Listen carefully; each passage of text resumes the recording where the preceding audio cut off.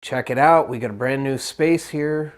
Got bookcases, we got artwork on the walls, we got windows that let in light. Hey, come back over here, come on. Hey, don't go over there. It's scary.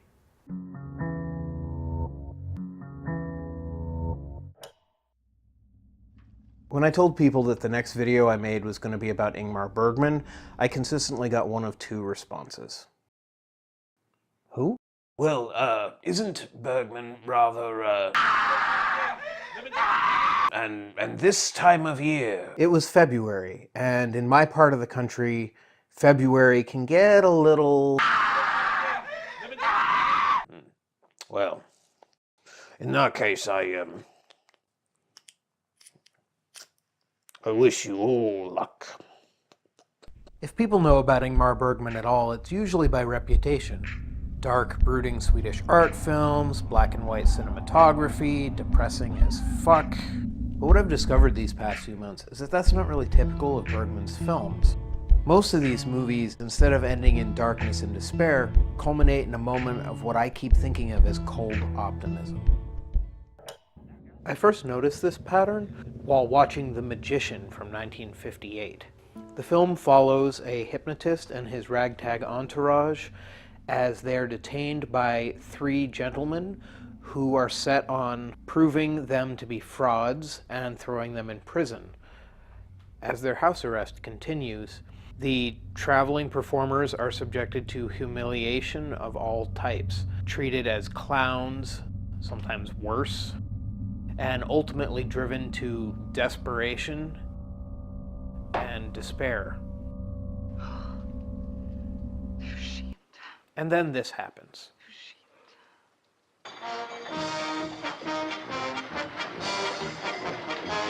For the record, I didn't change anything in the edit there. That's actually how Bergman puts the scene together. Pretty jarring, right? One moment, torrential downpour, the next minute, trumpets, bright sunshine. It's like somebody took a smiley face sticker and stuck it over Bergman's original depressing ending and said, there, now it's all fixed.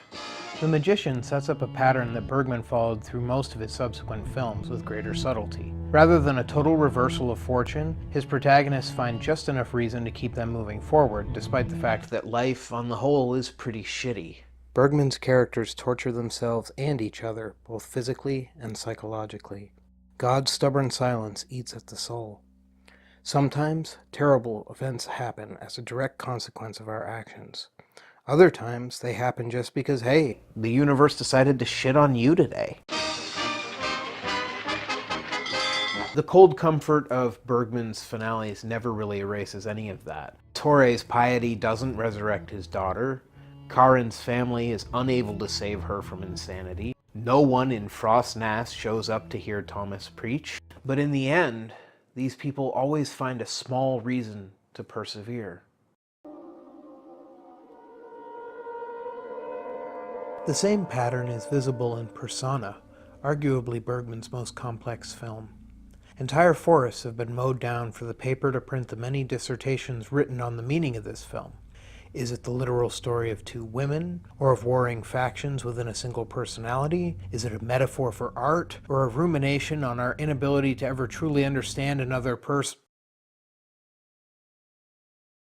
Regardless of what we make of the narrative, we see that Bergman has followed his usual recipe here.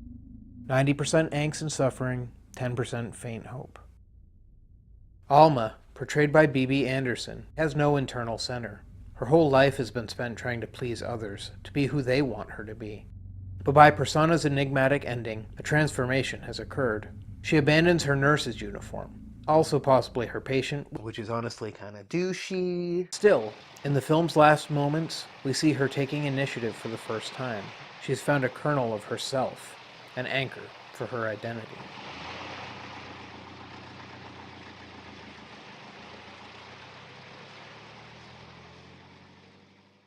Jag försöker ju. Ja, det är möjligt. Men du når aldrig fram. Jag vet. Bergman's characters find themselves adrift. They struggle to understand themselves and connect with the people around them. More often than not, they fuck things up. But the important thing is that they keep trying. They creep forward, they fall down, they try again, refusing to give up hope that things will get better, that they will get better, even just a little. And it's that will to persevere that takes these films, which could so easily fall into darkness, and brings them out into the light.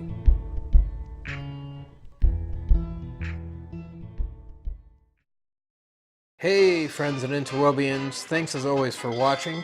I hope you enjoyed my take on Ingmar Bergman. Don't forget to like and subscribe, and I'll see you soon. Yes, yes, dear boy, yes, Bergman. Swedish, yes, yes. The arts, my dear boy, dear boy. I